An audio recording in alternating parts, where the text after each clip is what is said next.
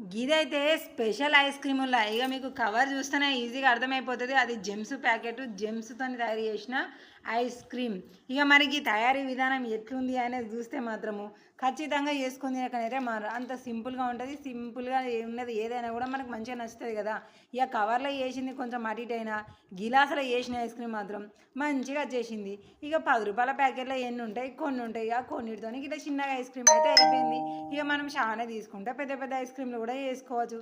ఇక ముందుగా అయితే ఈ జెమ్స్ 10 రూపాయల ప్యాకెట్లు తీసుకొచ్చిన వాటిని మెత్తగా మంచిగా దంచిన రోకల్ బండ పట్టుకొని చిన్న రోకల్ బండతోని ఇక ఇట్లా దంచిన తర్వాత జెమ్స్ అంటే ఎట్లుంటాయి, లోపల మొత్తం క్రీమే ఉంటుంది కదా.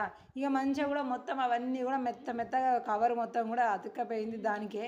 సరే కానీ ఇట్లాంటి ఎప్పుడైనా ట్రై చేసిలా మీరు? ఎప్పుడన్నా ట్రై చేసి ఒకసారి కామెంట్ చేయాలి, అప్పుడు మీకు ఎట్లా కుదిరింది ఏంది అనేది. ఇక్కడనైతే జెమ్స్ మొత్తం కూడా మెత్తగా అయిపోయినాయి. ఇక ఒక పక్కకైతే కట్ చేసిన ఇక చూడాలి. ఇక లోపల క్రీమ్ ఉంటుంది కాబట్టి కవర్ కూడా మంచిగా దానికి అతుకపోయింది. ఇక చూడాలి పొడిగా మనకు రాదు కదా. ఇక ఇప్పుడు గిన్నె వేడి చేసి చల్లారిన పాలున్నాయి కదా, అన్నీ ఒకటేసారి గుమ్మరియకుండా ఒక చిన్న చెంచా తీసుకున్న కొన్ని పోసుకుంటూ ఆ క్రీమ్ అంతా కూడా మంచిగా అందులో కలుపుకుంటూ ఇక ఎంత మోతాదు అయితే పాలు అక్కడికి ఇక్కడికి సరిపోతుందో అది అంతా చూసుకుంటూ చిన్నగా పాలు అయితే పోసిన అద్భుతం. అంతసేపు అయినాక మంచిగా చిక్కగా అయినాక ఐస్ క్రీమ్ పుల్ల దిగిచ్చేసిన మంచిగా గట్టిగా వద్దిన. ఇక లోపల కూడా క్రీమే ఉన్నాయి కాబట్టి ఇట్లా గట్టిగా అడుగుతూనే మంచిగా అతుక్కున్నది. తీసుకుపోయినా గిలాసులో పెట్టిన. అన్ని గిన్నెలు అయితే బాగుండదు కదా అనేసి ఇంకోటేమో చిన్న షాయ్ గిలాస్ ఉండే సీసంది.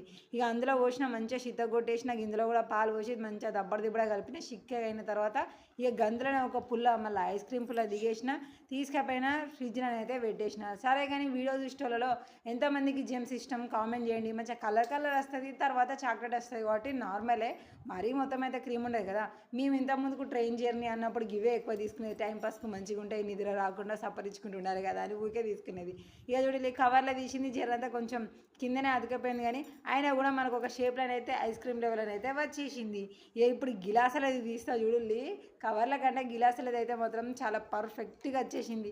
ఇక ఎప్పుడు ఒకటే ఫుడ్ తినాలంటే మరి పిల్లలకు నచ్చదు కదా.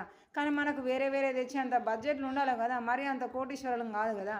అందుకనే అదే మన బడ్జెట్లో వచ్చేదాన్ని తీరుగా చేసి పిల్లలకి ఇస్తే వాళ్ళు కూడా ఎండాకాలం సంతోషంగా తింటారన్నమాట. ఇక అందుకోసమే ఈ ప్రయత్నం. మరి ఎంతమందికి నచ్చింది ఈ ప్రయత్నం కామెంట్ చేసి మీ లైక్ ద్వారా తెలియజేయండి.